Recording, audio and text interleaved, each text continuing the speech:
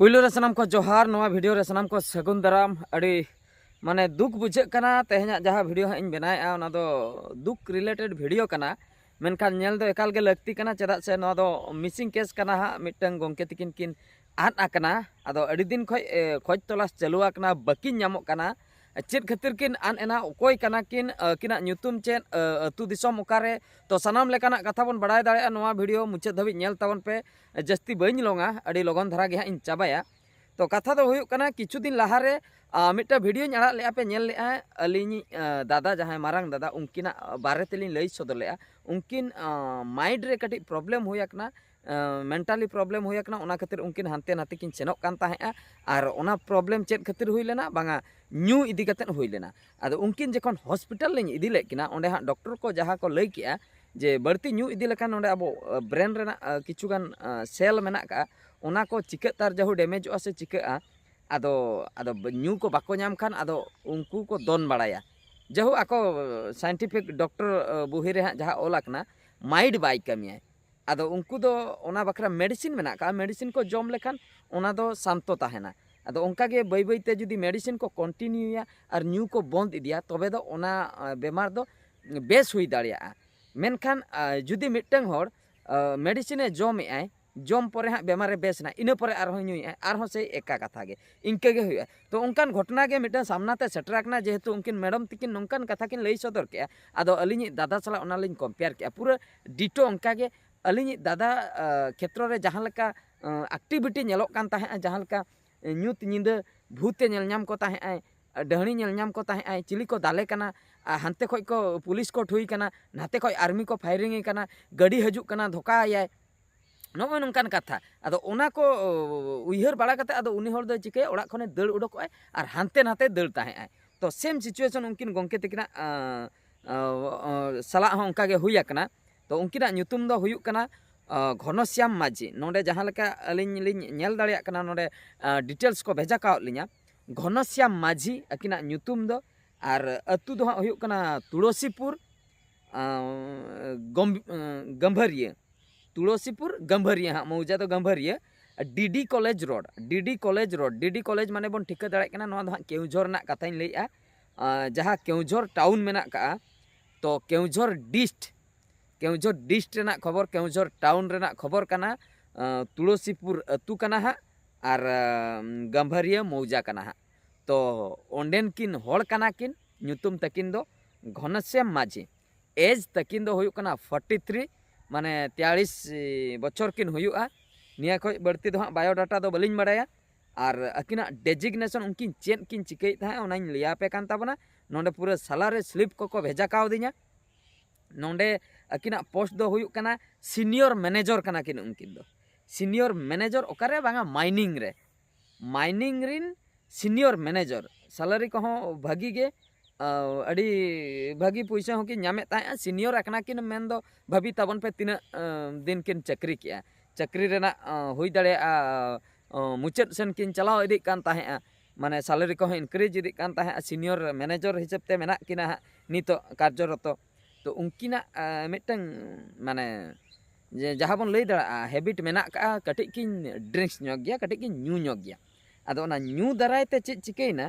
ताला ताला रे उनकान बेमार उडोकेना बेमार लई लेखान नोनका जो पगला बेमार जहां लेकिन लई किया अलिनी दादा सला जहां कंपेयर किया टटका गे गाड़ी हजू कना धोका किना टटका गे पुलिस को फायरिंग किना टटका गे भूते कुदव का किना डहणी कुदव का किना नो नोनकान सिचुएशन आदो हा नोआ दो साइंस रीजन ते दो हा उनका बन लई दाड़े जहां डॉक्टर को लई मेना और जुदी साइंस सेन बाबन सेनोक कना बोंगा बुरु सेन बन सेनोआ तबे दो हा नोआ बन लईया बैरी इन दो बानार सेन तेगिन लईआ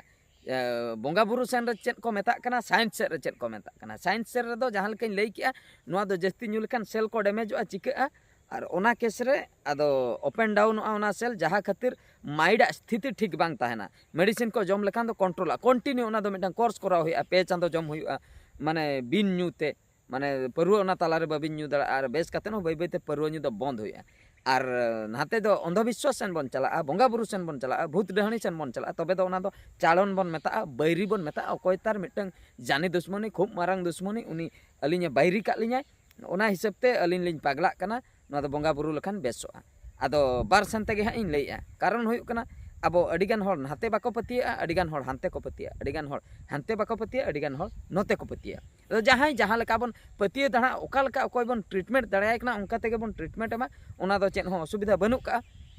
मेनखान प्रॉब्लम दो नोआ कना उनकिन मिसिंग हेना किना डिसेंबर 10 तारीख खय तेहेन हुयन गया तीना तारीख तेहेन हुयन गया 15 तारीख हुयन गया तो डिसेंबर 10 तारीख खय 16 तारीख हुयन गया डिसेंबर 10 खय तेहेन हाँ 16 माने अड़ी दिन हुई दीना पाखा पाखी रे को कुदाव बड़ाय कना बांको जाम दाड़ियाय कना आदो उनकिन निंदा 10 बजे को सेट किन ओका सेट किन मिसिंग आकना मालूम बनुआ दड़ किया किन टटका गे उनका गे ओड़ा भितर खय किन ओडोकेनते ओका सेट किन चलायना ओने जहां लेकिन लई किया माने चिली तार को कुदाई कान लेका किन बुझावा आदो दड़ का किन नितो धबे बाकिन नामो कना आदो पुलिस स्टेशन रे नोआ इदी काते हा मिसिंग एम हुया कना मिसिंग खबर लई हुया कना पुलिस स्टेशन रे पुलिस कमी मा बन बड़ाय गया पुलिस ओका लेका को कमिया अतु टोला हांडे नाडे मा बाको सेन दाड़िया पुलिस मा गाड़ी जहां सेनते चला उनका तेको चला चोकोरे को तिंगुना कुली ᱧᱚᱜ ᱠᱚᱣᱟ उनका हुई दाड़िया मेनखान सोशल मीडिया थ्रू ते दो आशा मेना आदो अतु टोला रिन हड़ हबन नेलेआ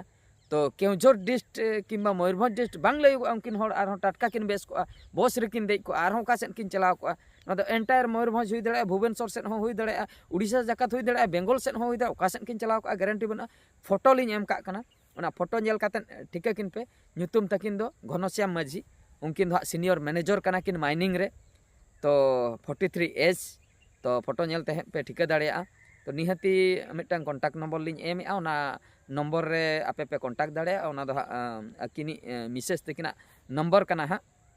तो अकिन ओड़ा रे उनका अकोय हो बनु को उनका दायित्वबान हड़ अकिन मिसेस तकिन किन ताहन कान ताहे अकिन हुडिन बया मिटन मेनाया उनकिन घनश्याम माझी तकिन उनकिन हो डॉक्टर कना किन उनकिन बाहरे रेकिन ताहेना बाहरे मेन दो अतु सुर करे दो बांगा हांते भुवनेश्वर कटक दिल्ली बॉम्बे ओका से रतार जहो ओनते रे हेना किना बाहरे रे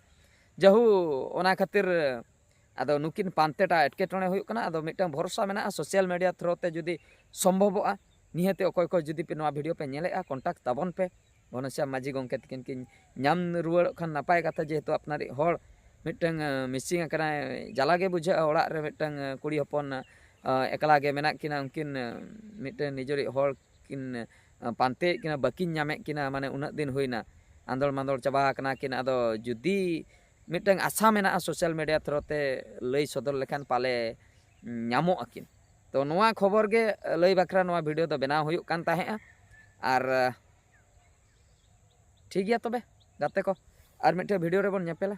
आर निहति पे कॉन्टैक्ट नाम लेखान मा एनखान मुचे रे सनम को गॉड जोहार।